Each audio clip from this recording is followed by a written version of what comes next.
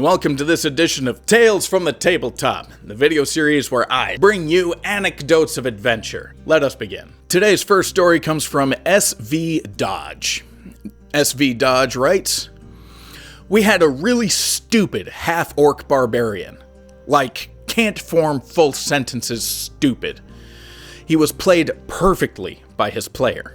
For some reason, he was holding onto a gem of true seeing that we had found earlier. We ended up in a dungeon, wandering around, sort of split up. The barbarian finds a large, dark pit, wonders how deep the hole is, tosses the gem in, and hears nothing. And then he wanders back to find us. Not a minute later, we come upon a situation where we think the gem would be useful, and we ask the barbarian for it. And he is clueless. What shiny rock? Which one? Oh, that one. Well, I threw it down the hole. Why would you do that? I wanted to see how deep it was. How deep was it? I think the shiny rock is still falling." The next story is from Anonymous, and it goes, "A friend of mine was running D&D 3.5. We completed the first module easily enough, and we were moving on to the next one. During the journey to the next city, our DM used an online random encounter generator. One that came up was a lawful good elven paladin arguing with a lawful evil kobold cleric over whose god was superior. The paladin was full of his pious BS. The kobold cleric was trying to agree to disagree. Well, I was playing a true neutral cleric who was trying to mediate. Well, the paladin spit on my god and I drew my weapon. The paladin had a higher initiative and attacked first. The DM then rolled 4 consecutive natural ones. He declared that the paladin slew himself. The kobold cleric took the body to show whose god was better after all." Our next story comes from PMR038. And PMR writes, "I was playing a Vampire the Masquerade LARP. I had just created a human character to see how things end up with him. His background was, he was a narcotics cop who had been in an altercation with one of the vamps. He didn't know that it was a vampire, obviously. The vamp had got away, but left a scrap of paper with an address and a word, Camarilla. So being a good detective, I went to the address. Here's a somewhat abbreviated recap of what happened. At one point, many of the players had disappeared, so I asked where they all went. Someone replied, 'They're downstairs at the Primogen meeting, discussing the unaligned clans.'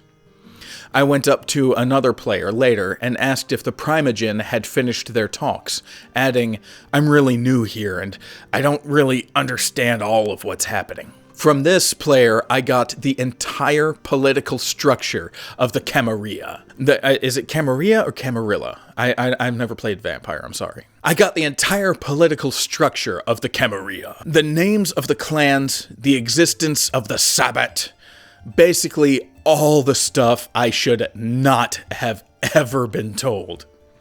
It wasn't till the end of our talk that he thought to check my aura. Ha! Human! But hey, thanks for the help." Later still, talking to the prince when someone runs by shouting, "They found the vampire killer!" Prince immediately tries dominate to make me forget the little faux pas, and I win 4 challenges in a row. He runs out of retries. I get to remember, but play it off that I don't. Even later still, something happens and someone says to call the police. I tell them I am a cop, and one of the vamps there, a Primogen, attacks me. 20 challenges later, I'm finally down, having not lost a single one. The only reason he beat me was because he had some discipline that let him win all ties. So the sheriff drags me to the back room and searches me. He finds the notebook I'd been keeping with all the things I'd learned in it and says, "What the hell is this?" I tell him, and he immediately tells me he wants me to be his new deputy. All in all, a very productive and interesting game. Alright, y'all. This next one is from an anonymous poster, and it's a little bit on the naughty side, but the whole thing ends up being perfectly innocent and absolutely wholesome when it's all over. Here we go. This story happened way back in 2nd edition. Oh! Rolling Thaco, drinking Fago! Ah! That's a lot of bubbles. The group I was playing in had only been playing for a few months, and we were having a hell of a time. Always hanging around us was a kid who couldn't have been more than 9 years old, who always wanted to play. I was that kid. We were hesitant about having him roll a character, being that he was so young. But he was always there, always watching, and always begging to play. One game night, a regular of ours was a no-show, and we really still wanted to play. Our DM, in his infinite wisdom, decided to let the kid play as the regular's character. Our regular had atrocious handwriting, and the kid had to take a few minutes to decipher and get used to what it said on the sheet. At long last, we started playing. Things were going pretty good, with only a few pauses to explain a few things to the kid. Eventually, we encountered a mage with a fire elemental summoned. The elemental was kind of kicking our ass, and the kid shouted, "Wait, I can hurt the fire thing!" We looked at him as he opened his mouth and said with an enthusiasm that is normally seen in sports movies about the underdog making a comeback to win the big game, "I look at the fire beast and I slap it with my wet!" The game broke down immediately as everyone tried to catch their breath from laughing so hard. Our poor DM was in such a state that his ears had turned purple from laughing. "What did you say?" the DM asked as he finally caught his breath. "With my wet... I hit him with my wet... It's wet, so I figured it would do extra damage." The kid said this, looking at us very confused as to why we were all laughing. The DM took the kid's character sheet, and sure as hell, the regular's character sheet had what could have been interpreted as wet written down in his inventory.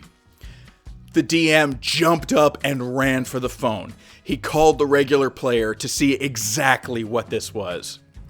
After some exchange, the DM starts guffawing again and hangs up the phone. Wet rock.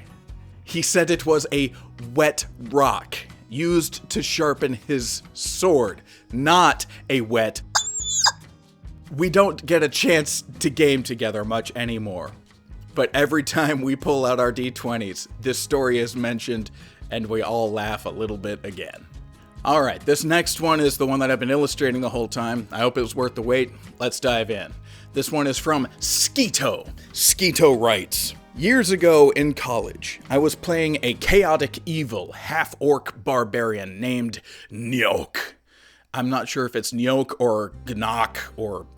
It's Gnohkk, so I will say Nyok. It sounds orky to me. Nyok at some point obtained a two-handed axe that contained a magic fire gem in its head.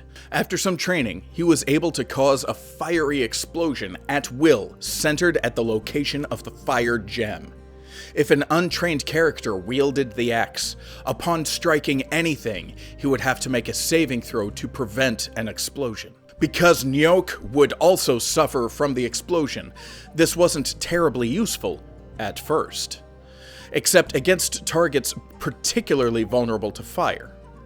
The training was mainly to make the axe usable. At some point during the campaign, the party got a hold of a ring of fire resistance. With this ring, Nyok was invulnerable to his own explosions, making the axe very powerful. The ring also provided a handful of simple fire spells that made combat more interesting. Sadly, not long after the ring was found, the axe chipped and broke.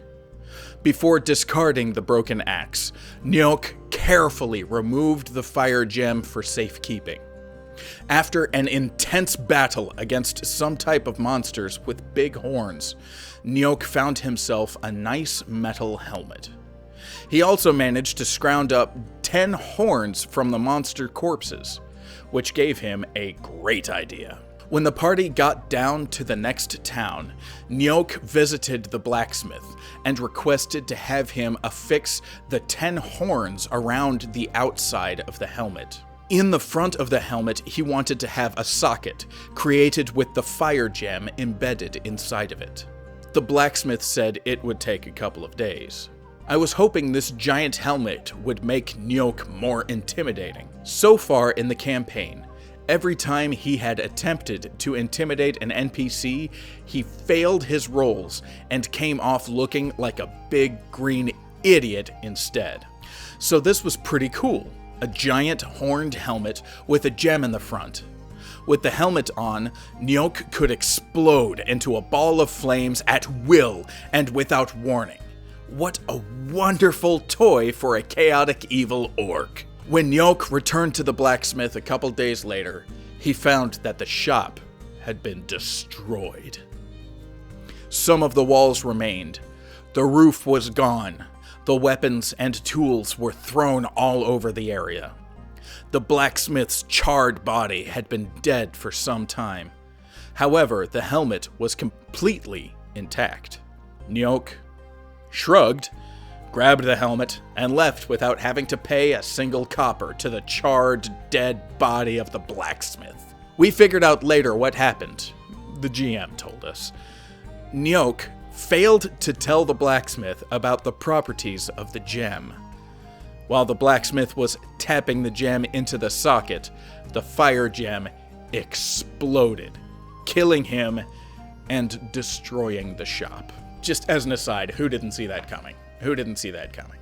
I mean, see it coming or not, it's classic. It's wonderful. It's just, that's so much fun. And of course, a helmet with a gem and 10 horns coming out of it. I mean, that's if you want to illustrate fantasy anything, it's like, oh, I need practice drawing exactly that. How many horns can I put on a helmet, and how cool can I make that helmet look? So I took this as a challenge, and what we see here is the result. Through high school and a bit of art school and college, I used graphite a good bit. It's been 15 years.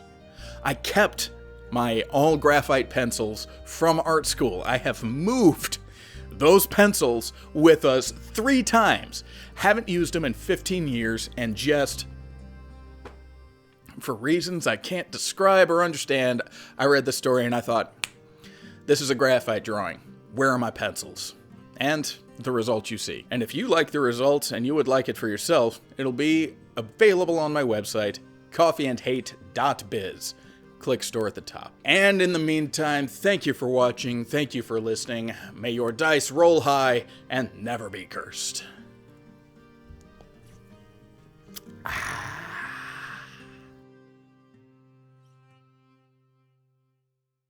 Y'all want to hear something ridiculous? This is the second rubber chicken I had to buy just for this joke. I went to 2 different stores to get the first one.